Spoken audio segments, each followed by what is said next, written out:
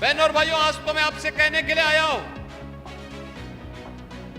कि यहां पर कांग्रेस और समाजवादी पार्टी का गठबंधन भी अपना प्रत्याशी उतारा है और बहुजन समाजवादी पार्टी ने भी अपने प्रत्याशी को उतारा है। मैं केवल आपसे एक बात कहना चाहता हूं कि बहनों और भाइयों, विकास अपना महत्व रखता है। लोगों के जीवन में खुशहाली लाने के लिए गरीब कल्याणकारी योजना भी आवश्यक है, लेकिन सबसे बढ़कर के आपकी सरकार आपकी आस्था का सम्मान करे, ये पहली बार देखने को मिला है। क्या कांग्रेस के लोग, सपा या बसपा के लोग अयोध्या में राम मंदिर का निर्माण कर पाते? क्या राम मंदिर के निर्माण से आपको खुशी हुई? जिन लोगों को खुशी हुई थोड़ा हाथ खड़ा करके मुझे दिखाएंगे। यानी आप खुश हैं, आप खुश हैं ना? और मुझे एक बात बताओ, राम मंदिर के मार्ग में सबसे बड़ी रोड़े थे कांग्रेस, सपा और बसपा। तो जो ये बैरियर बने हुए थे, इन्हीं को क्या अपने सिर का ताज बनाएंगे? क्या बनाएंगे? क्या भाई, जो आपकी आस्था का सम्मान नहीं कर सकता, आप उसको जबरदस्ती अपने गले का हार क्यों बनाएंगे? नहीं बना सकते ना? और यही कहने के लिए मैं आया हूं। कांग्रेस के लोग क्या कहते थे? कहते थे राम हुए ही नहीं। समाजवादी पार्टी के लोग क्या कहते थे? कहते थे कि अयोध्या में परिंदा भी पर नहीं मार सकता। यही बोलते थे ना? और पवन जी के हाथी के लिए तो बोलना ही क्या, उसकी अपनी चाल है। और इसीलिए मैं आपसे कहने के लिए आया हूं, अयोध्या में राम मंदिर का निर्माण भी हो गया है, काशी में काशी विश्वनाथ धाम का निर्माण हो गया है, और कल आपने माननीय उच्च न्यायालय के फैसले को भी पढ़ा होगा। न्यायालय ने कल एक बात और कही है, और उस चीज को भी हम कहते हैं जिसको हम लोग सैकड़ों वर्षों से कहते आ रहे हैं। और बहनों और भाइयों, मैं फिर इस बात को कहता हूं कि मथुरा में जितनी भी भूमि है वह ठाकुर केशव देव की भूमि है, भगवान कृष्ण की भूमि है।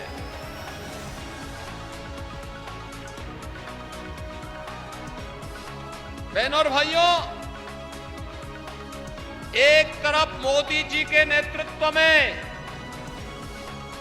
विरासत को सम्मान और आपकी आस्था को सम्मान देने वाली भाजपा की सरकार है, और दूसरी तरफ कांग्रेस, सपा और बसपा के नेतृत्व की सरकार जो कहती है हम विरासत टैक्स लगाएंगे। यानी ये औरंगजेब के नए अवतार पैदा हो गए हैं जो कहते हैं विरासत टैक्स लगाएंगे। जैसे औरंगजेब ने जजिया कर लगाया था ना हिंदुओं पे,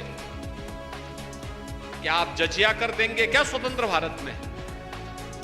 लेकिन ये जजिया कर आपसे वसूली करना चाहते हैं। कमाई आपके बाप दादा करेंगे, आपके पूर्वजों ने कमाया होगा। अब लूटने के लिए कांग्रेस, सपा के लोग आएंगे और कहेंगे तो हमारा विरासत टैक्स हो गया, आधी प्रॉपर्टी पे जबरन कब्जा कर देंगे। क्या आप इसको स्वीकार करेंगे? क्या ये देश स्वीकार करेगा? बहनों और भाइयों, ये आपके हक पर डकैती है। दूसरा, बाबा साहब भीमराव अंबेडकर ने जब 1950 में देश का संविधान देश को समर्पित किया, तो संविधान बनाते समय उन्होंने एक बात का उल्लेख किया था। उन्होंने कहा था धार्मिक आधार पर देश के अंदर आरक्षण नहीं हो सकता, नहीं हो सकता है, क्योंकि यही कारण देश के विभाजन का बना था। लेकिन आज कांग्रेस ने अपने मैनिफेस्टो के माध्यम से फिर से भारत के विभाजन की आधारशिला रखने की कुछ चेष्टा की। वह कहता है कि पिछड़ी जाति को मिलने वाले आरक्षण का एक हिस्सा काट करके हम मुसलमानों को दे देंगे। अनुसूचित जाति के आरक्षण का एक हिस्सा काट करके मुसलमानों को दे देंगे। यानी जो बाबा साहब भीमराव अंबेडकर कहते थे, ठीक उसके विपरीत कांग्रेस और सपा के लोग कर रहे हैं। क्या आप इसको स्वीकार करेंगे क्या? बहनों और भाइयों, ये देश को नुकसान पहुंचाने की साजिश के तहत कांग्रेस और सपा के लोग फिर से साजिश रचने लग गए। जब ये लोग सत्ता में थे तब कुछ नहीं कर पाए थे। देश का सम्मान इन्होंने गिरवी रख दिया था। सीमाएं असुरक्षित थी, कभी भी कोई दुश्मन देश भारत की सीमा में घुस जाता था। आतंकवाद और नक्सलवाद सिर चढ़ करके बोल रहा था, कहीं भी विस्फोट हो जाता था। विकास के कार्य ठप पड़े थे। गरीब कल्याणकारी योजनाओं में डकैती पड़ती थी, गरीब को मिलता ही नहीं था। और बहनों और भाइयों, आज आप देख रहे होंगे नए भारत में दुनिया में सम्मान बढ़ा है, सीमाएं सुरक्षित हुई हैं, आतंकवाद और नक्सलवाद समाप्त हुआ है। और अब तो कहीं जोर से पटाखा फट जाए ना तो पाकिस्तान पहले सफाई दे देता कि भाई मेरा हाथ नहीं है, मैं इसके पीछे नहीं हूं। देश के दमक है। बहनों और भाइयों, जब मजबूत हाथों में देश होता है ना तो दुश्मन दब करके रहता है। जब मजबूर हाथों में होता है तो दुनिया आंखें दिखाती है। आज तो थोड़ा भी अगर दुश्मन भारत की तरफ थप्पड़ मारने के लिए लपकता है, तब तक यहां से इतना जोरदार घूंसा जड़ा जाता है कि दुश्मन धराशायी हो चुका होता है।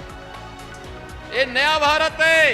नया भारत मोदी जी के नेतृत्व में बिना रुके, बिना डिगे, बिना झुके और बिना हटे आत्मनिर्भर और विकसित भारत की परिकल्पना को साकार कर रहा है। आत्मनिर्भर और विकसित भारत ही है जिसके तहत मोदी जी ने, देखो इंदिरा गांधी जी ने 1970 में नारा दिया था गरीबी हटाओ का, गरीबी नहीं हट पाई। अब सोचो 54 वर्ष के बाद भी उनका नाती वही नारा लगाए जा रहा है, कह रहा गरीबी हटा देंगे। कहा कैसे हटाएंगे? एक पत्रकार ने पूछा कैसे हटाएंगे, तो कहते हैं कि मैं सभी लोगों की संपत्ति का सर्वे कर दूंगा। तो कहा उसमें से अगर किसी परिवार में 6 लोग होंगे तो उनसे कहेंगे भी तुम्हारे लिए 2 कमरे पर्याप्त हैं, बाकी को मैं कांग्रेस के लोगों को आवंटित करवा दूंगा। अब क्या ये देश स्वीकार करेगा क्या? अरे मेहनत करेंगे आप, कमाई है आपकी, आपके बाप दादों की, और डकैती डालने का काम ये लोग करेंगे। क्या ये देश स्वीकार कर पाएगा क्या इसको? यानी जो दादी ने जो नारा दिया, नाती भी उसी नारे को तोते की तरह रट रहा है। और बहनों और भाइयों, जब देश पे संकट आता है, कोरोना का संकट आया था, तो राहुल जी देश छोड़ करके भाग गए। कहीं कोई आपदा आती है तो भी देश छोड़ करके चले जाते हैं, तब उनको भारत की चिंता नहीं होती है। और आज फिर चुनाव जैसे आते हैं, ये लोग फिर आकर के बड़ी बड़ी घोषणाएं करते हुए दिखाई देते हैं। बहनों और भाइयों, ये नए भारत में पहली बार हो रहा है 80 करोड़ लोग फ्री में राशन की सुविधा का लाभ प्राप्त कर रहे हैं। बहनों और भाइयों, 60 करोड़ लोगों को 5 लाख रुपए की स्वास्थ्य बीमा का कवर मिल रहा है। कांग्रेस के समय में और सपा के समय में सेंधमारी होती थी योजनाओं में, आज तो मोदी जी ने जनधन अकाउंट खोल दिए। अब पैसा सीधे लखनऊ या दिल्ली से लाभार्थी के खाते में आता है, बीच में कोई मीडिएटर नहीं होता है। किसान को किसान सम्मान निधि, 12 करोड़ किसान सम्मान निधि का लाभ प्राप्त कर रहा है। 12 करोड़ गरीबों के घर में शौचालय बन गए। 10 करोड़ गरीबों को एलपीजी का कनेक्शन मिल गया है। और बहनों और भाइयों, 4 करोड़ गरीब मकान प्राप्त कर लिए। और मोदी जी ने कहा है गरीब कल्याण, अभी संकल्प पत्र में कि जितने बाकी बचे होंगे अगले 5 वर्ष में उनको भी एक मकान उपलब्ध करवाने का काम करेंगे। ये जितना काम मोदी जी ने किया है, क्या चेहरा देख करके दिया है क्या? न किसी की जाति पूछी गई, न किसी का मत पूछा गया, न किसी का मजहब पूछा गया। मोदी जी ने तो सबका साथ और सबके विकास की भावना के साथ पूरे देश के अंदर समान रूप से पूरे देश का विकास किया है। और बहनों और भाइयों, इसीलिए आज मैं आपसे कहने के लिए आया हूं, मोदी जी के नेतृत्व में जो नया भारत है, इस नए भारत को अब आत्मनिर्भर और विकसित भारत के रूप में स्थापित करना है। आत्मनिर्भर और विकसित भारत का मतलब आप में से हर व्यक्ति के चेहरे पर खुशहाली, हर नौजवान के हाथ को कार्य, हर किसान को आत्मनिर्भर बनाना, हर हस्तशिल्पी को आत्मनिर्भर बनाना, हर बहन और बेटी को आत्मनिर्भर बनाना, हर व्यापारी के व्यवसाय को तेजी के साथ आगे बढ़ाने का कार्य करना, सुरक्षा का और भी बेहतर मॉडल प्रस्तुत कर देना। और यह कार्य आज मोदी जी के नेतृत्व में तेजी के साथ आगे बढ़ा है। और इसीलिए मैं आप सबसे अपील करने के लिए आया हूं, बहनों और भाइयों, पूरे देश के अंदर एक ही आवाज है, और आवाज आप भी समझ रहे होंगे। मैं आपसे केवल पूछना चाहता हूं, जो सुरक्षा का ये वातावरण है, क्या ये कांग्रेस सपा बसपा के लोग दे पाते क्या? दे पाते क्या? आज जो एक गरीब कल्याणकारी योजनाओं का लाभ मिल रहा है, क्या ये कांग्रेस सपा बसपा के लोग दे पाते क्या? अयोध्या में रामलला का भव्य मंदिर बना है, क्या ये कांग्रेस सपा बसपा के लोग बना पाते क्या? नहीं बना पाते ना। और इसीलिए पूरे देश के अंदर आवाज आई है कि जो राम को लाए हैं हम उनको लाएंगे। क्या फिरोजाबाद भी सहमत है क्या? फिरोजाबाद और सिरसागंज भी सहमत है क्या? जोर से दो हटा करके मुझे बताओ ना, पूरे यहां से आवाज जानी चाहिए। डर के मारे क्यों?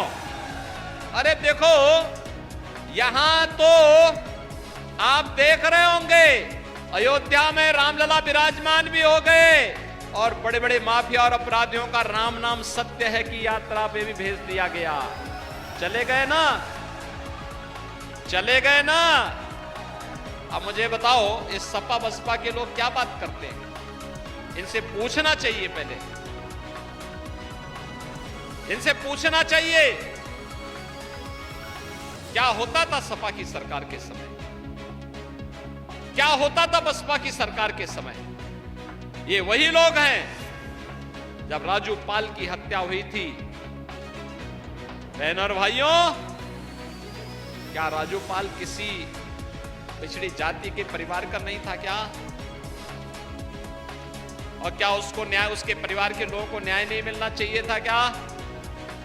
कहां थे सपा बसपा के लोग तब? और मैं इसीलिए आपसे पूछने के लिए आया हूं कि बहनों और भाइयों, कांग्रेस हो या सपा बसपा, ये सुरक्षा भी नहीं दे सकते, सुशासन भी नहीं दे सकते, आपका सम्मान की रक्षा भी नहीं कर सकते, विकास भी नहीं करा सकते, गरीब कल्याणकारी योजनाओं को भी आगे नहीं बढ़ा सकते। तो फिर इस बोझे को ढोने से फायदा ही क्या है? ये तो देश पे एक बोझा है। आने वाली पीढ़ी कोसेगी। कांग्रेस का घोषणा पत्र क्या कहता है? कहता है अल्पसंख्यकों को उनकी रुचि के अनुसार खान पान की स्वतंत्रता देंगे। बहनों और भाइयों, मैं पूछना चाहता हूं, ऐसा कौन सा भोजन है जो बहुसंख्यक समाज को नापसंद है लेकिन अल्पसंख्यक समाज को पसंद है? कौन सा भोजन? केवल और केवल है बहुसंख्यक समाज भारत का कहता है गौ मांस नहीं खाते, गौ हत्या को वह कतई स्वीकार नहीं कर सकता। लेकिन कुछ लोग हैं जो गौ हत्या को जानबूझ करके चिढ़ाने के लिए प्रश्रय देते हैं। क्या कांग्रेस को, सपा को इसलिए समर्थन देंगे क्या? क्या गौ हत्या को आप आगे बढ़ाने का काम करेंगे क्या? क्या ये पाप करेंगे क्या? अरे आने वाली पीढ़ियां कोसेंगी, दूसरे लोग में जो हमारे पूर्वज होंगे वो कोसेंगे। कि क्या इनके पाप में कौन सी ऐसी मजबूरी थी कि हम भी पाप के भागीदार बन रहे हैं। इसलिए बहनों और भाइयों, इंडी गठबंधन को मिलने वाला वोट पाप में भागीदार बनने जैसा है। और इसीलिए मैं आपको यहां पे सावधान करने के लिए आया हूं। भारतीय जनता पार्टी पूरे देश के अंदर चुनाव लड़ रही है और भारतीय जनता पार्टी आपको आत्मनिर्भर और विकसित भारत के साथ जोड़ने के लिए आई है। आप भी आत्मनिर्भर और विकसित भारत बनाना चाहते हैं, सभी लोग सहमत हैं। हमारा देश विकसित भारत होना चाहिए ना, हमारा सुरक्षित देश होना चाहिए ना। तो इसके लिए मोदी जी को तीसरा कार्यकाल देना होगा और मोदी जी को तीसरा कार्यकाल देने के लिए ठाकुर विश्वदीप सिंह को फिरोजाबाद की सीट पर चुनाव जिता करके भेजना होगा। सहमत हैं? सहमत हैं? जिता करके भेजेंगे। सिरसागंज जिताएगा, जिताएगा। घर घर जाएंगे। 7 मई को चुनाव है और 4 जून को परिणाम आना है। बहनों और भाइयों, घर घर जाकर के मोदी जी का प्रतिनिधि बनकर के, योगी जी का भी प्रतिनिधि बनकर के, ठाकुर विश्वदीप सिंह जी स्वयं बनकर के कमल छाप पर वोट लोगों को गिराने के लिए बोलेंगे ना, बोलेंगे। पक्की गारंटी, पक्की गारंटी है।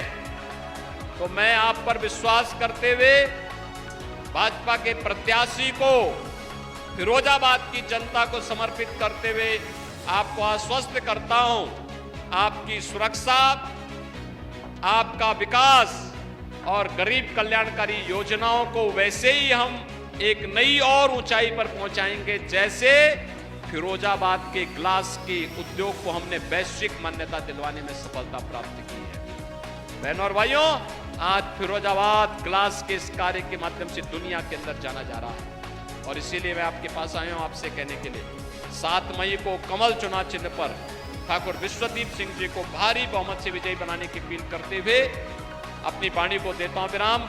मेरे साथ बोलेंगे भारत माता की, भारत माता की।